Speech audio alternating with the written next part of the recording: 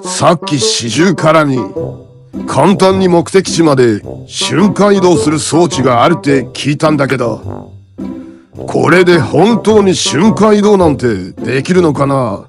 そもそもどうやって操作するのかもわからんぞ。それにしても長距離の移動をしなくても良いなんて、なんて魅力的な装置なんだ。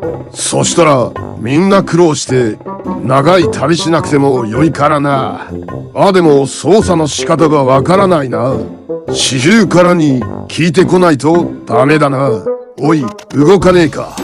こういう機械みたいなの苦手なんだよな。動け動け。絶対に騙されてるしめさん。早く行きてえな。